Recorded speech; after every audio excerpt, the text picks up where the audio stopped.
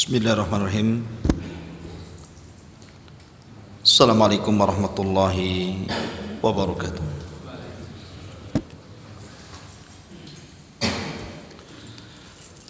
Alhamdulillah wassalatu wassalamu ala Rasulillah wa ala alihi wa sahbihi wa mawalah wa la hawla wa la quwata illa billahi wa ba'du. Qala Allah azza wa jal, ya ayyuhalladzina amanu taqullaha haqqa tuqatih wa la tamutunna illa wa antum muslimun, amma ba'du. Ma'asyiral muslimin, jamaah salat isya yang dimuliakan Allah subhanahu wa ta'ala, alhamdulillah segala puja dan puji hanya milik Allah Jalla fi'ula yang mempertemukan kita di malam hari ini di Masjid Al-Fajri.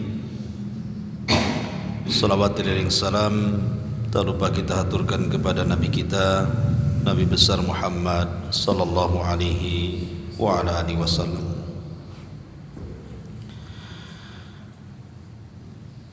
Masyaallah.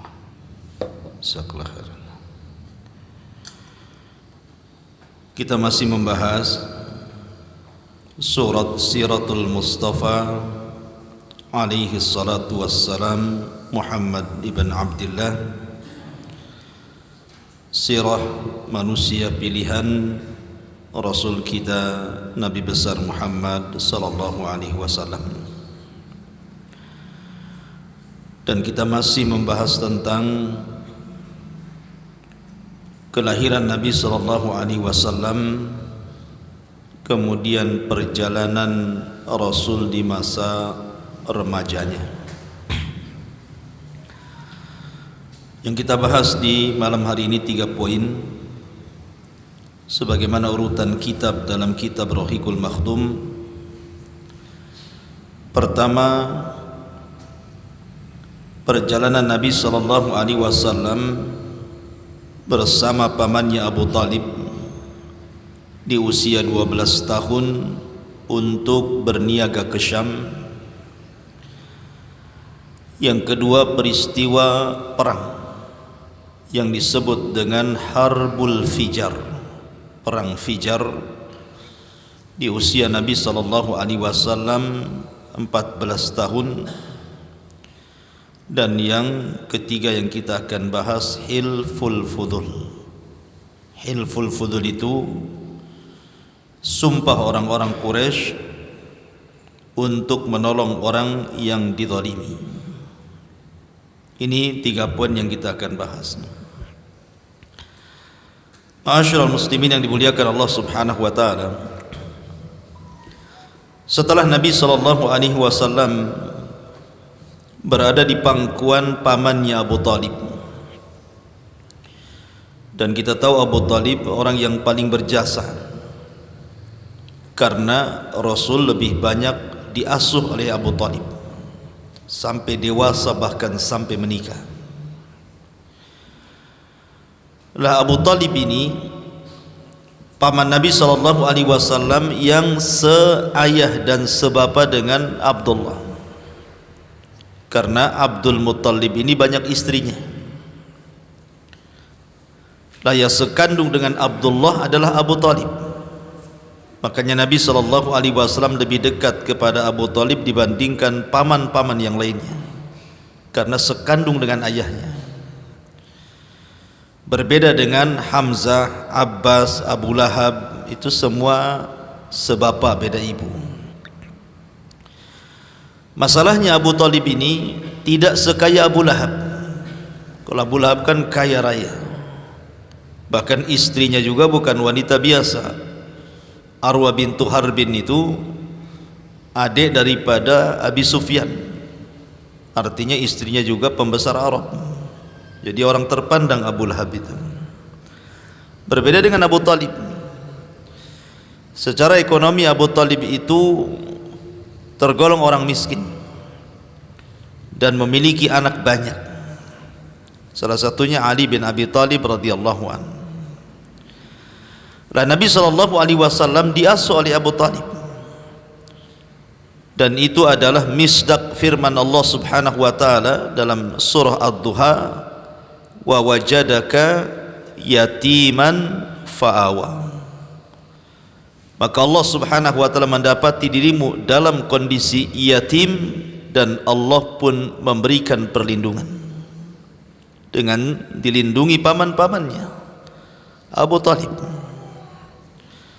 Walaupun demikian, Abu Talib itu termasuk Sadatu Quraisy, pembesar-pembesar orang-orang Quraisy dan tokohnya, sehingga masih disegani karena dia tokoh dari tokoh-tokoh Quraisy.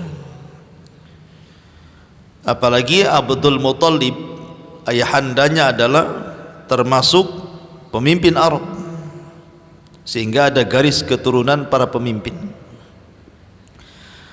Lah ketika Nabi SAW di usia 12 tahun,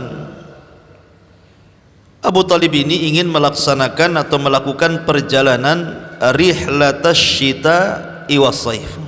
Datang waktu di mana orang-orang Quraisy itu setahun sekali, setahun dua kali, di musim panas dan dingin mereka keluar rame-rame untuk melakukan perniagaan menuju Syam di musim dingin dan menuju Yaman di musim panas, atau istilah Al-Quran rihlatash syita'i was-saif. Syita itu artinya musim dingin ke Syam, saif itu musim panas ke Yaman. Datang musim orang berniaga, dan ketika itu Nabi SAW di usia 12 tahun. Abu Talib ini ingin berangkat, tetapi berat dengan Nabi SAW karena Abu Talib sangat cinta dengan Rasul melebihi anak-anaknya, sehingga tidak tega kalau seandainya Rasul dititipkan di Abbas, pamannya yang lainnya. Akhirnya oleh Abu Talib kemudian dibawa pergi, dibawa ikut berniaga menuju negeri Syam dengan kafilah-kafilah dagang yang lainnya. Tetapi kemudian sampai di sebuah tempat namanya Busra, sebelah selatan Syam. Di situ ada seorang rahib, seorang pendeta namanya Buhaira Rahib. Nama aslinya Juraij, tapi orang-orang mengenalnya dengan Buhaira Rahib. Lah Buhaira Rahib ini dia bukan rahib biasa, bukan pendeta biasa. Dia adalah pendeta yang memegang teguh dengan ajaran Isa bin Maryam. Tidak mengatakan Isa Tuhan, tidak mengatakan Isa satu di antara tiga Tuhan, atau yang lebih ekstrim mengatakan Isa itu adalah Tuhan itu sendiri. Memang akidahnya lurus Buhaira Rahib ini. Dan dia suka membaca, makanya disebut Buhaira Rahib. Buhaira itu karena memiliki pengetahuan sangat luas karena banyak membaca, termasuk juga terbaca oleh dia tentang alamat-alamat nubuwah akhir zaman, alamat-alamat kenabian yang akan muncul di akhir zaman. Sangat hafal Buhaira Rahib ini,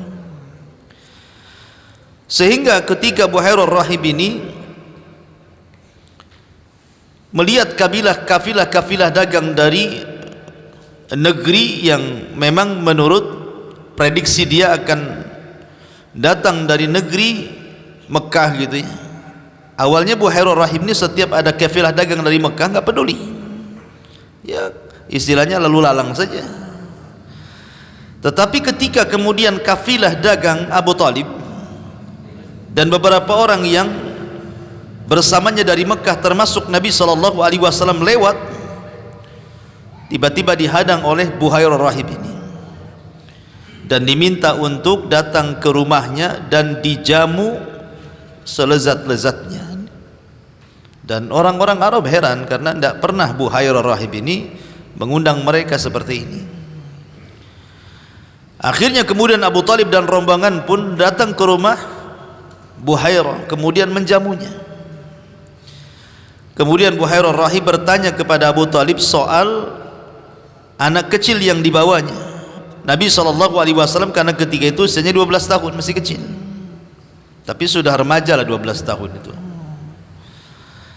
Kemudian Abu Talib dicercar pertanyaan banyak oleh Buhairah rahib tentang alamat nubuah, tanda-tanda kenabian yang dimiliki anak itu. Ketika Buhairah bertanya, itu anak siapa? Kata Abu Talib, itu anak saya.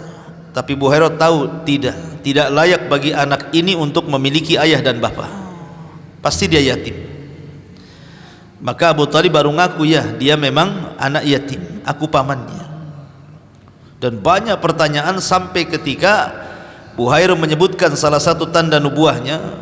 Tahukah engkau wahai Abu Talib bahwa anak ini kau tidak perhatikan, setiap dia berjalan maka diiringi awan di atas kepalanya untuk menaungi dia dari cahaya matahari, dan tidaklah dia lewat di sebuah pohon ataupun batu kecuali akan mengucapkan salam kepada dia.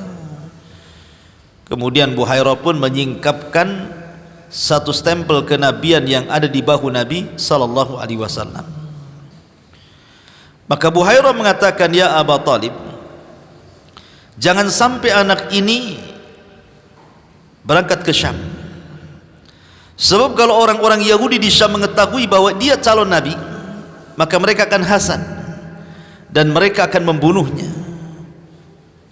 Kenapa mereka akan hasad? Karena kalau mereka tahu bahwa Nabi yang terakhir itu bukan dari Bani Israel, rupanya dari bangsa Arab, mereka akan hasad. Karena selama ini orang-orang Yahudi yang mereka baca di kitab-kitab mereka itu bahwa akan lahir seorang Nabi, dikiranya turunan Bani Israel. Tapi rupanya bukan turunan Bani Israel, tapi turunan Arab, yang selama ini mereka merendahkan orang Arab. Karena orang-orang Yahudi yang hijrah dari Yerusalem ke Madinah itu selalu bertikai dengan orang Arab. Di Madinah itu ada dua kabilah Arab, namanya Khazraj dan Aus, kabilah dari Yaman. Sementara di Madinah juga ada tiga kabilah Yahudi. Pertama Bani Qunaiqa, yang kedua Bani Nadir, yang ketiga Bani Quraidah. Lah mereka ini suka perang, Yahudi dengan orang-orang musyrik Arab yang ada di Madinah ini. Dan orang-orang Yahudi suka sesumbar. Tunggu saja ya, nanti kalau Nabi kami muncul, kami habisi kalian. Selalu sesumbar seperti itu. Sehingga kemudian orang-orang musyrik yang ada di kota Madinah ini, mereka mendapatkan informasi dari orang-orang Yahudi Madinah tentang akan munculnya seorang Nabi dan ciri-ciri yang selalu didengung-dengungkan orang Yahudi, sehingga orang-orang musyrik yang ada di Madinah hafal di kepala mereka. Ketika kemudian para pembesar orang-orang musyrik Khazraj dan Aus ini mereka haji ke Mekah, tiba-tiba kemudian mendengar ada seorang Nabi yang mengaku Nabi, namanya Muhammad. Maka pembesar-pembesar musyrik Khazraj dan Aus ini akhirnya mendatangi Nabi SAW. Rupanya ciri-cirinya persis seperti yang selama ini dibicarakan orang-orang Yahudi. Maka orang-orang musyrik mengatakan, sebelum orang-orang Yahudi tahu bahwa ini Nabi yang mereka selalu dengung-dengungkan, maka kita dahului mereka, kita beriman dengan Nabi ini. Sebelum mereka kita beriman, kita yang akan nyikat mereka, katanya. Akhirnya orang-orang musyrik Madinah ini belakangan beriman semuanya, yang dikenal dengan Ansar, orang-orang Ansar. Jadi hidayah orang-orang Ansar itu justru dari orang-orang Yahudi yang selalu menginformasikan bahwa akan lahir Nabi mereka, akan datang Nabi mereka, kalau hadir kami habisi kalian. Awalnya dari situ sebenarnya. Sehingga ketika orang-orang musyrik ini, orang-orang Ansar yang sebelum mendapat hidayah dari kalangan Khazraj dan Aus ini, mereka sudah merekam dari informasi orang Yahudi tentang akan adanya seorang Nabi. Makanya kenapa orang-orang musyrik Madinah lebih mudah masuk Islam dibandingkan orang-orang musyrik Mekah? Karena orang-orang musyrik Mekah itu tidak dapat informasi soal kenabian. Tapi orang-orang musyrik Madinah, mereka mendapatkan informasi kenabian dari orang-orang Yahudi. sebab itulah mereka dapat hidayah dan mudah masuk Islam. Tetapi kemudian orang-orang Yahudi, mereka dihinakan oleh Allah Subhanahu wa taala karena selalu menghinakan orang lain, orang Arab.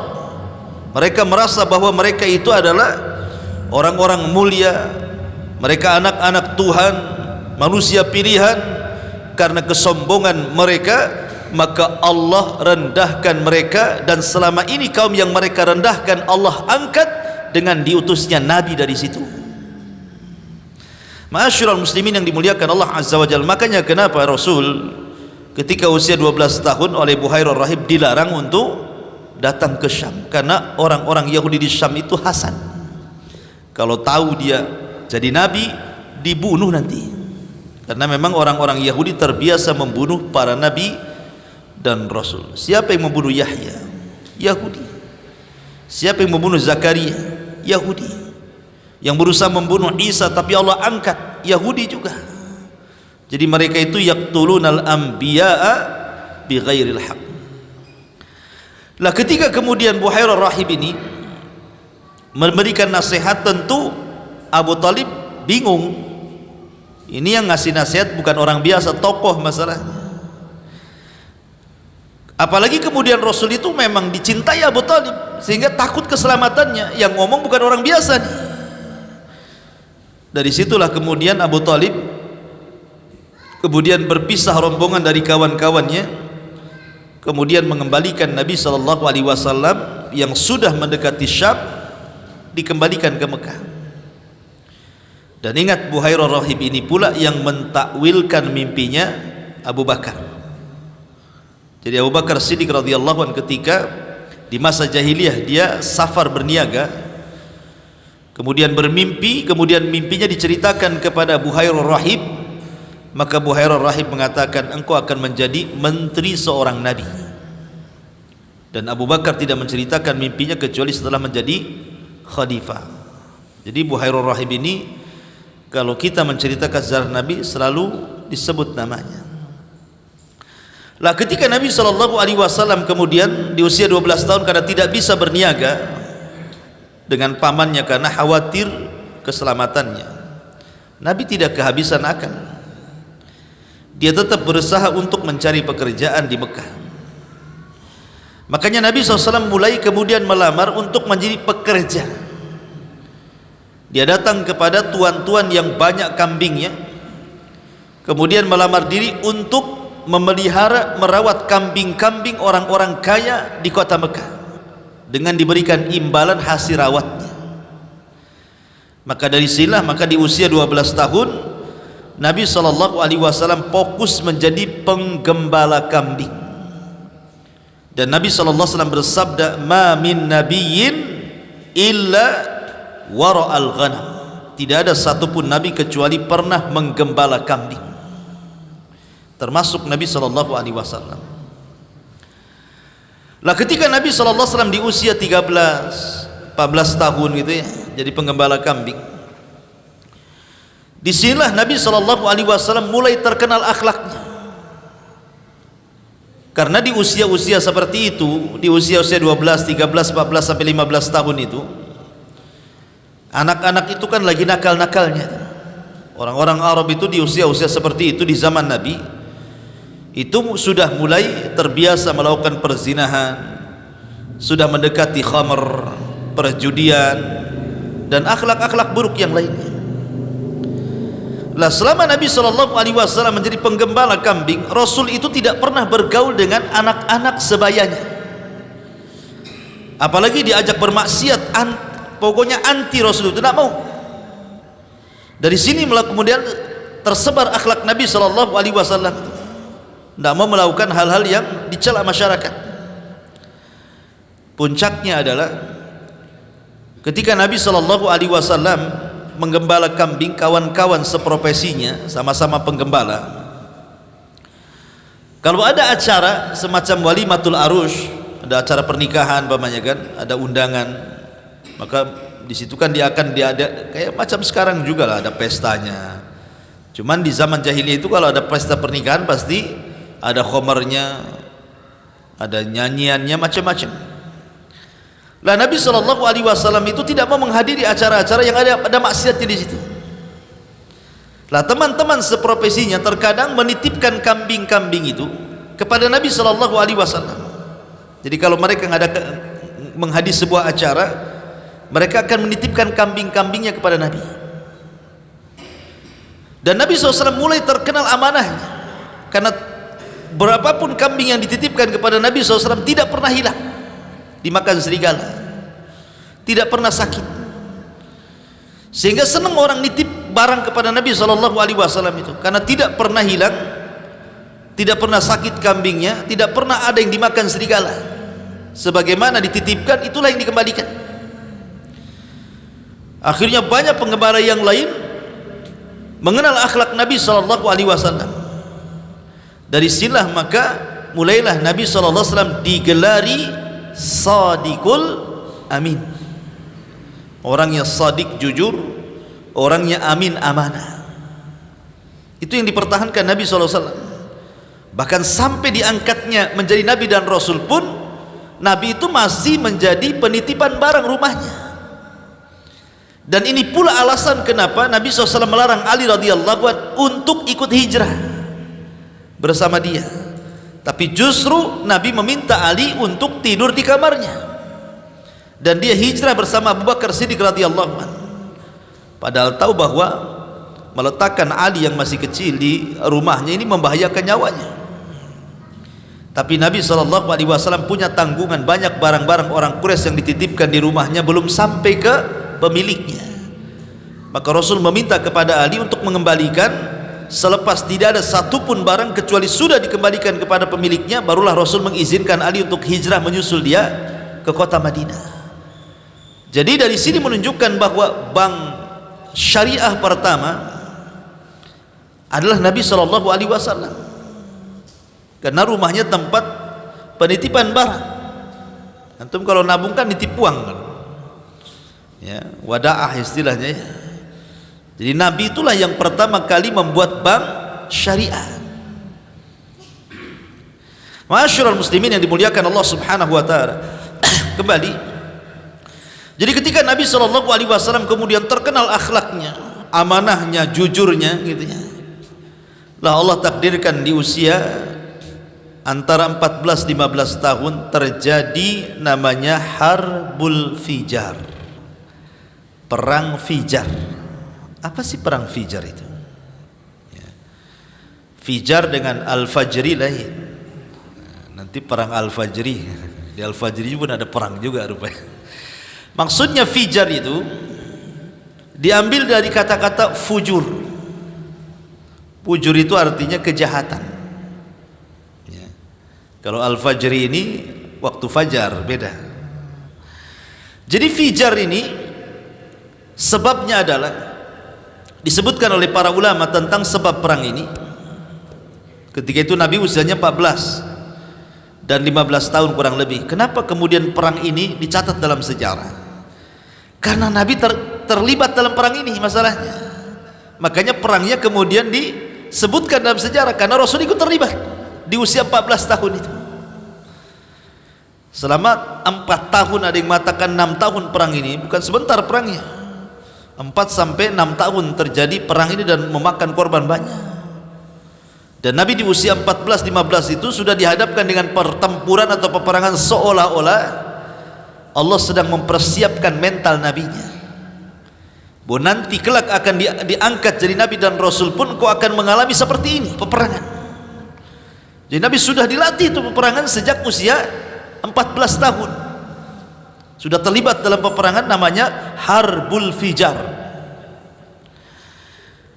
Dahulu ada seorang yang bernama Nu'man ibn Munzir. Nu'man ibn Munzir ini seorang pedagang.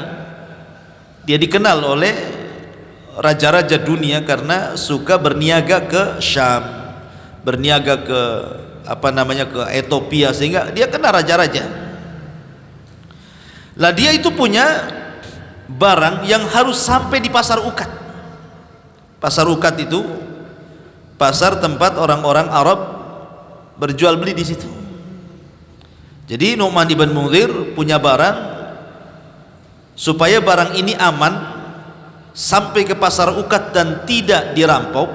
Gimana caranya? Akhirnya kemudian Nu'man pun menawarkan kepada dua orang. Pertama Al-Barad ibn Qais ibn Rafi Al-Kinani dari suku Kinana. Kemudian yang kedua diserahkan kepada dari suku Qais, namanya Urwah. Antara dua ini, antara Urwah dari suku Qais ibn Ailan dan juga Al-Barad ibn Qais dari suku Kinana.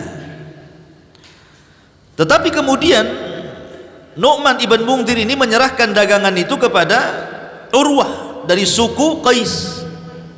Enggak terima nih, siapa? Barad ibn Qais ini dari suku Kinani. Akhirnya dibuntuti dan dibunuh.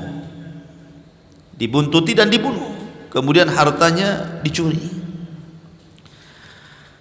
Lah akhirnya kemudian tentu orang-orang sana kan fanatik kabilahnya kuat. Ya, orang-orang sana itu fanatik kabilah luar biasa. Ya sama juga lah di tempat kita juga ada kan. Ada yang fanatik daerah gitu ya. Batak dengan Bataknya, Alor dengan Alornya gitu ya. Flores dengan Floresnya. Jadi kan Jawa dengan Jawanya, Padang dengan Padangnya kan ada ya, fanatik daerah itu. Jadi tidak terima dari kabilahnya dibunuh oleh kabilah Kinanah ini, bangkitlah kabilah Qais ibn Ailan.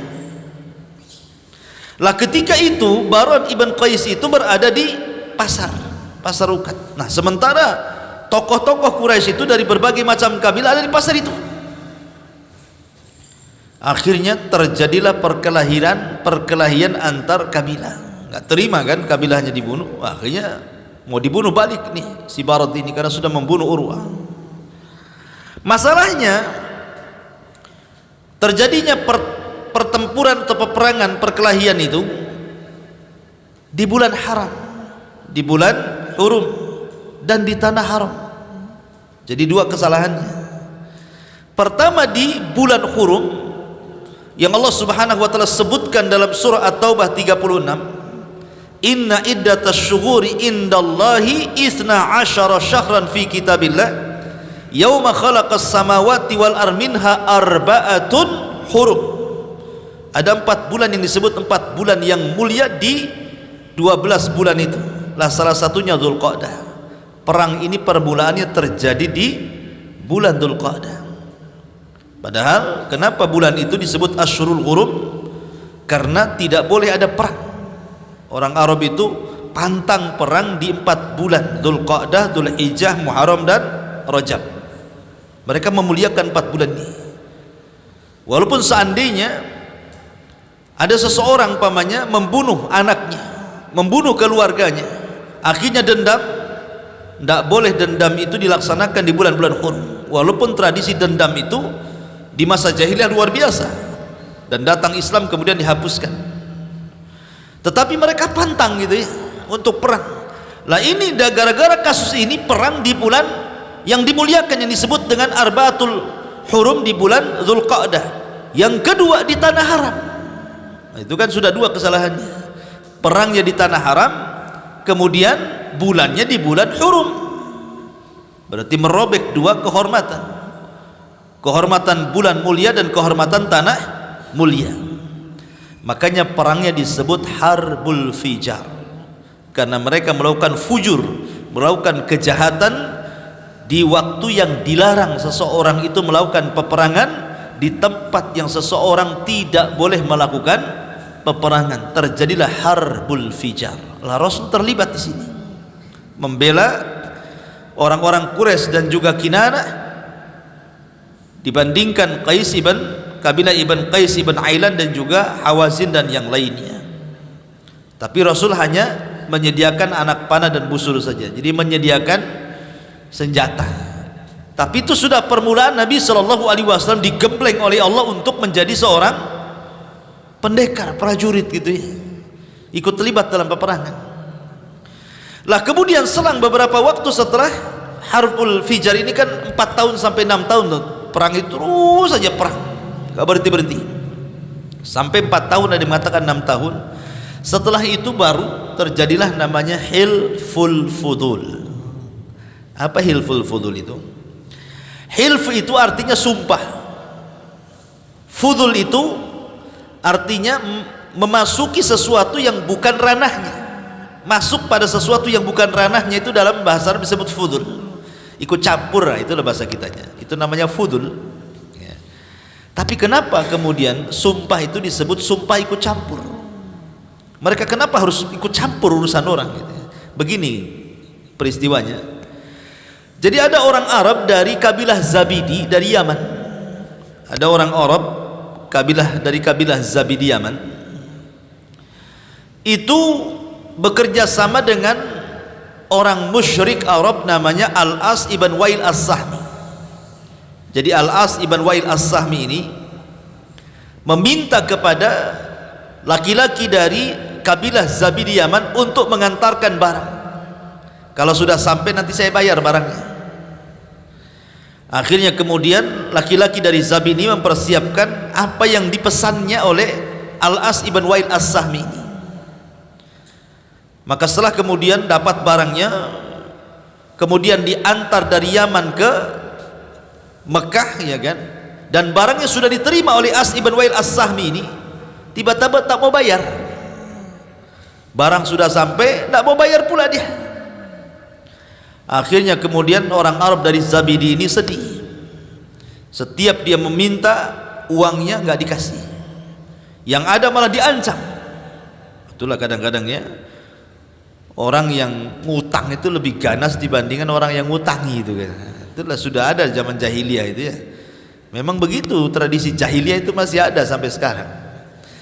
Ini Al-As ini punya utang sama si laki-laki dari Zabidi Yaman ini, dia pula ngancam.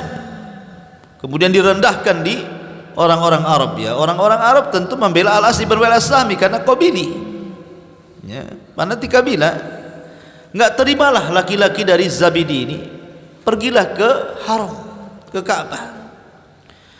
Kemudian dia berteriak-teriak di hadapan Ka'bah dan disaksikan orang-orang sekitar Ka'bah. Di situ ada para pembesar Ka'bah. Dia pun meminta kepada Ka'bah agar kezalimannya itu dibalaskan oleh Allah Subhanahu wa taala. Maka kemudian doanya didengar oleh para pembesar Quraisy ini. Maka mereka pun berkumpul di Ka'bah, kemudian menyalami anak laki-laki dari Zabidi ini, dan mereka bersumpah, walaupun itu urusan kamu dengan Al-As, tapi karena ini kezaliman kami ikut campur. Nah gitu maksudnya. Maka disebut Hilful Fudul, masuk pada ranah sebenarnya bukan ranah dia, karena ini membela kezaliman, masalah orang ini dizalimi. Maka mereka tidak tinggal diam, ini orang dizalimi, masa kami diam saja di sini? Sementara yang mendolimi itu bagian daripada Quraisy. Bangkitlah para pembesar-pembesar itu. Makanya Nabi SAW pun ikut terlibat dalam Hilful Fudul ini ya. Makanya Nabi setelah jadi Nabi dan Rasul, dia pernah mengatakan, kalau seandainya ada Hilful Fudul kedua kalinya dan mereka mengundang diriku, pasti aku akan datang. Karena ini babnya adalah menolong orang yang dizalimi. Makanya Nabi memuji Hilful Fudul ini, bahwa tidak boleh kita diam terhadap orang yang dizalimi. Maka Nabi terlibat. Makanya kemudian sejarah Hilful Fudul pun dicatat dalam sejarah, karena Rasul terlibat di situ. Rasul terlibat dalam Harbul Fijar, Rasul pun terlibat dalam Hilful Fudul. Makanya sejarahnya diurut seperti itu, mulai daripada perjalanan Rasul ke Syam, kemudian terjadi Harbul Fijar, kemudian terjadi Hilful Fudul. Dan ini pengalaman Nabi SAW yang sangat berharga. Bagaimana Rasul diajarkan di waktu remaja untuk menyelesaikan sebuah permasalahan besar, dan semua berakhir dengan perdamaian. Bahkan pelaku Hilful Fudul ini yang jahat itu siapa? Al-As ibn Wail As-Sahmi. Itu juga yang memerangi Nabi SAW ketika diangkat jadi Nabi dan Rasul. Al-As ibn Wail As-Sahmi inilah yang kemudian turun surah Al-Kautsar. Ketika Nabi SAW dirundung kesedihan karena putranya meninggal, ada yang mengatakan Qasim, ada yang mengatakan Abdullah. Dan bagi bangsa Arab itu namanya anak laki-laki itu berharga, anak perempuan itu tidak berharga. Sebagian mereka ada yang mengubur anak perempuan hidup-hidup karena bagi mereka anak perempuan aib, bisa diperjualbelikan. Makanya kalau ada anak laki-laki bangganya luar biasa, karena bagaimanapun nasab kita pasti ke laki-laki. Dalam Islam pun sama seperti itu, bukan di zaman jahiliyah saja, nasab itu ke laki-laki. Kita akan disebut-sebut namanya kalau kita punya cucu dari anak laki-laki, nama kita akan tersangkut di situ.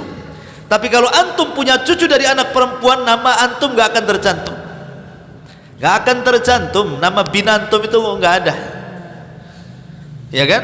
Pasti ke anak laki-laki kan. Oh, umpamanya antum punya anak namanya Udin gitu ya, kemudian Udin ini punya anak namanya Bro gitu ya, Bro bin Udin bin kakeknya bin antum kan itu. Pasti nama kita tersebut dari anak laki-laki itu. Tapi kalau anak kita perempuan nikah dengan laki-laki orang, punya anak ya binnya bin bapaknya, bin suaminya, bin kakeknya dia kan gitu ya. Lah seperti itulah Islam. Jadi nasab itu ke arah laki-laki, perempuan itu terputus nasabnya. Jadi orang Arab itu bangga dengan nasab masalahnya. Nah ketika anak laki-laki Nabi meninggal, Qasim, ada yang mengatakan Abdul, ada yang mengatakan Ibrahim, intinya bahwa Rasul sudah tidak punya keturunan dari laki-laki. Harusnya orang yang sedang meninggal dunia takziah ya, orang ini lagi sedih, lagi ini, malah diejek oleh Al-As ibn Wa'il As-Sahmi yang mengakibatkan perang Hilful Fudul tadi itu. Tapi ini kejadiannya setelah diangkat jadi Nabi dan Rasul. Maka Al-As ibn Wa'il As-Sahmi malah bangga dan mengatakan di hadapan para pembesar Quraisy, "Butira Muhammad," katanya. Sudahlah kalian ngapain sibuk membicarakan si Muhammad? Itu si Muhammad itu sebentar lagi tidak akan dibicarakan orang. Kenapa? Nasabnya sudah terputus, anak laki-lakinya sudah mati semua katanya. Diejek Nabi sama Al-As ibn Wa'il As-Sahmi ini. Maka Allah Subhanahu wa taala membela nabinya. Turunlah suratul Kautsar, surat terpendek dalam Al-Qur'an. Surat terpendek dalam Al-Qur'an itu cuma 3. Al-Asr, An-Nasr, Al-Kautsar, karena terangkai dari 3 ayat. Surat yang paling pendek kan cuma 3 ayat ya. Dan dari 3 surat ini, dari Al-Asr, Wal Asrinal Insana, An-Nasr, Idza Jaa Nasrullah, Al-Kautsar, Inna A'tainakal Kautsar, yang paling pendek dari yang 3 yang paling pendek ini adalah Al-Kautsar. Makanya saya katakan surat terpendek dalam Al-Quran. Kalau antum dah hafal itu ya melampau, karena ini terpendek, bukan terpendek, terpendek lagi. Paling pendeknya surat dalam Al-Quran itu Al-Kautsar itu, dan itu surat favorit antum. Kalau nggak kulhu Al-Kautsar, nah Al-Kautsar. Jadi kalau nggak hafal itu aneh gitu. Nah turun surah Al-Kautsar, Inna a'tainakal kautsar fasalli li rabbika wanhar. Di sini nih syahidnya, inna syani'aka huwal abtar.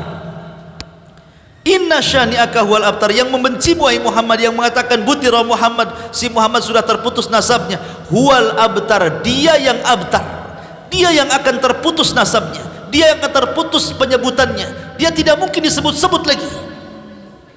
Tapi engkau ya Muhammad, engkau pasti akan terus disebut sepanjang zaman, karena engkau bukan bapak bagi anak-anakmu saja, tapi engkau adalah bapak bagi seluruh umatmu. Makanya istri-istri Nabi disebut Ummul Mukminin, ibunya orang-orang yang beriman. Berarti Nabi itu bapaknya orang-orang yang beriman. Makanya Allah turunkan ayat, maka Muhammadun aba ahadim mir rijalikum walakin Rasulullah wa khataman nabiyyin. Tidaklah engkau Muhammad bapa bagi anak-anakmu, engkau ini seorang nabi, engkau ini seorang rasul dan penutup para nabi. Berarti rasul itu bapak kita semua. Jadi anaknya banyak nabi itu, bukan anak-anak dia saja, anaknya banyak. Makanya dia bapak bagi kaum muslimin, sebagaimana istri-istrinya ibu bagi kaum mukminin. Makanya ketika Allah mengatakan inna syani'aka huwal abtar, katakan kepada Al-As ibn Wa'il As-Sahmi itu bahwa dia yang akan terputus, dia tidak akan disebut-sebut namanya. Yang mengatakan butira Muhammad tidak akan disebut namanya. Antum saja nggak kenal Al-As ibn Wa'il As-Sahmi kalau nggak saya ceritakan siapa Al-As itu, ya kan? Tapi Nabi SAW disebut namanya, dalam azan disebut namanya, dalam tasyahud solat disebut namanya, ketika bersolawat disebut namanya. Coba, nama Nabi itu disebut-sebut semua. Sampai orang kafir pun punya anak ada namanya Muhammad, ya kan? Orang kafir aja ngasih nama Muhammad, ya. Nama Muhammad tapi kafir, artinya kan orang kafir masih suka dengan nama itu, ya kan? Tetapi orang-orang kafir tidak mau memberikan nama anak-anak mereka musuh-musuh Nabi. Nggak ada ceritanya sampai hari ini. Sekafir-kafirnya orang kafir tidak ngasih nama anaknya musuh Rasulullah. Siapa nama anak? Abu Jahal. Nggak ada. Sekafir-kafirnya orang kafir zaman sekarang anaknya namanya Abu Jahal itu tidak mau. Artinya bahwa yang abtar siapa di sini? Yang terputus siapa penyebutannya? Mereka musuh-musuh Nabi. Tapi Nabi SAW bahkan dipuji, bahkan diletakkan nomor urut pertama orang yang paling populer di dunia kan itu. Bahkan nama terbanyak satu dunia itu nama Muhammad. Semua di belahan mana saja ada nama Muhammad. Mau di belahan Eropa, benua Afrika, benua Asia, ada semua nama Muhammad tuh. Orang kafir namanya Michael, kalau masuk Islam aja Muhammad Michael, ada Muhammadnya, ya kan? Itu menunjukkan bahwa identitas dia sudah Muslim. Artinya di sini bahwa Al-As ibn Wa'il As-Sahmi yang mengakibatkan hilful fudul, dia juga yang kelak akan menjadikan permasalahan Nabi SAW menjadi besar. Tetapi dia mati kafir. Siapapun yang dicela dalam Al-Quran tidak ada yang berakhir dengan taubat. Itu kaidah Al-Quran. Kalau Al-Quran sudah mencela seseorang, maka orang itu dipastikan su'ul khatimah. Ketika Al-Quran mencela Abu Lahab, tabbat yada abi lahabi wa tab, cela Abu Lahab itu dengan turun surah Tabbat kan. Dan surat ini tidak diletakkan di pertengahan Al-Baqarah. Surat ini tidak diletakkan di pertengahan Ali Imran. Sebab kalau kisah Abu Lahab diletakkan di pertengahan Al-Baqarah, jarang orang baca. Jangan siapa yang hafal surah Al-Baqarah kecuali santri Jabal Uhud saja, ya kan? Artinya bahwa ketika surat ini disendirikan kemudian singkat dan padat semua orang hafal, berarti setiap hari ada orang yang mencela Abu Lahab. Setiap hari di musolah, di masjid, setiap hari Abu Lahab itu dicela kan? Karena setiap orang membaca surah Lahab pasti dia mencela Abu Lahab, ya kan? Lah surat ini padahal surah Tabbat yada abi lahab ini kan surat ke-6 yang turun. Karena surat yang pertama yang turun suratul Alaq, Iqra bismi rabbikal ladzi khalaq. Kemudian surat yang kedua surah Al-Mudaththir kan, ya ayyuhal mudaththir. Kemudian surah yang ketiga ada yang mengatakan Al-Fatihah. Surah yang ke-6, ke-4 surah Nun. Kemudian kelima ada yang mengatakan surah Al-Muzammil, ada yang mengatakan surah Al-Lahab, tabbat yada abi lahabi wa tab. Lah ketika Abu Lahab turun, ini kan surat ini turun di permulaan. Artinya Abu Lahab masih hidup panjang sampai Nabi SAW wafat. Tetapi sampai matinya Abu Lahab tidak tobat, tidak masuk Islam, dan terus musuhi Nabi SAW. Kenapa? Karena sudah dicela dalam Al-Quran. Abu Jahal, turun surah Iqra. Allah mengatakan dalam Al-Quran surah Iqra itu, ara'aital ladzi abdan ara'aital ladzi yanha abdan idza shalla ara'aita in kana 'alal huda aw amara bittaqwa. Ini kan ayat ini turun kepada Abu Jahal karena dia hendak menunjang Rasul saat sholat. Dia kan sesumber di hadapan orang. Nanti lihatnya kalau Muhammad datang dia sujud di Ka'bah, ku tunjang lehernya katanya. Betul, Rasul datang, baru sesumbar Rasul datang pula. Dia ngomong di hadapan orang-orang Quraisy, anak-anak muda itu. Kata anak-anak muda Quraisy, Abu Jahal, kau tadi sesumbar, katanya kalau si Muhammad sujud kau tunjang dia. Itu dia sudah ada. gitu. Maka Abu Jahal datang, betul-betul ketika Rasul sujud hampir kakinya menunjang Rasul, tiba-tiba dia terpental jauh sekali. Dicoba lagi, terpental lagi, berkali-kali tidak bisa. Sampai ketakutan Abu Jahal ini akhirnya mendekati para pemuda Quraisy. Kata pemuda Quraisy, masya'nuka ya Aba Jahlin, ada apa kamu wahai Abu Jahal? Bukankah kau akan menunjang si Muhammad, kenapa kau malah kemari, katanya kan. Maka dia mengatakan, wallahi inni ra'aitu la khandaqan min nari wa ajnihatan wa haulan, kata dia, demi Allah ketika aku mau menunjang leher si Muhammad, seolah-olah ada parit api yang memisahkan diriku dengan dirinya, dan seolah-olah ada sayap menghempaskan diriku, dan aku merasa ketakutan yang luar biasa. Nabi ketika mendengar Abu Jahal ngomong begitu, apa kata Rasul? Laudana minni lakhtatafannahul malaikatu udwanun. Coba saja dia datang kemari, tunjang leher saya, maka dia akan disikat malaikat satu keping badannya, itu kata Nabi.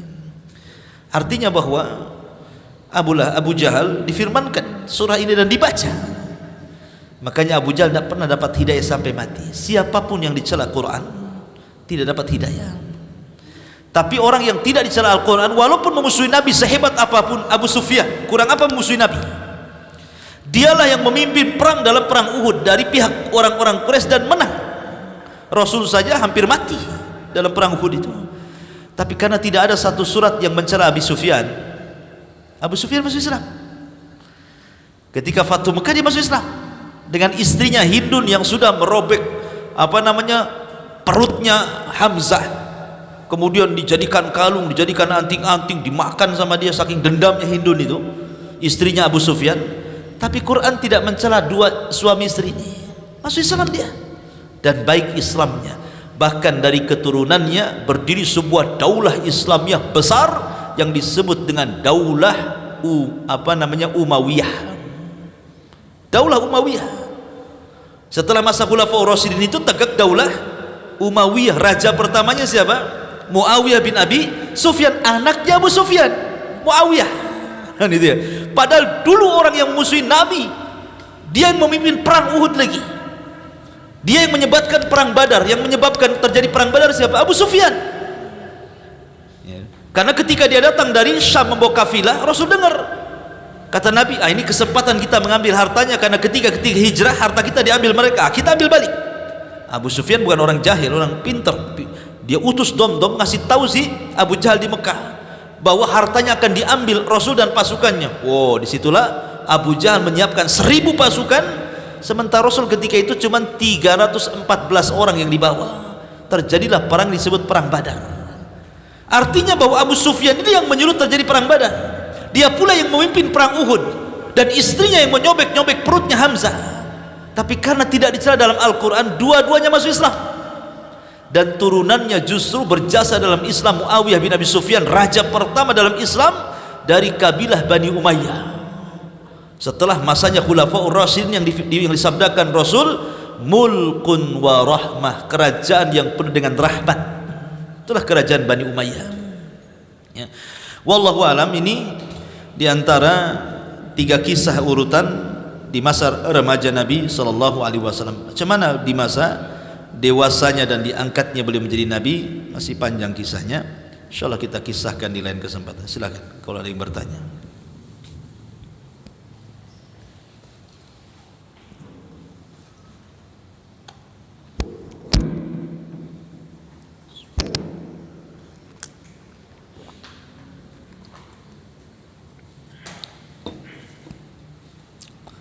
Baik, nampaknya sudah paham. Jadi tak perlu ada soal jawab. Subhanakallahumma bihamdika asyhadu an la ilaha illa anta astaghfiruka wa atubu ilaik. Allahu ta'ala. Assalamualaikum warahmatullahi wabarakatuh.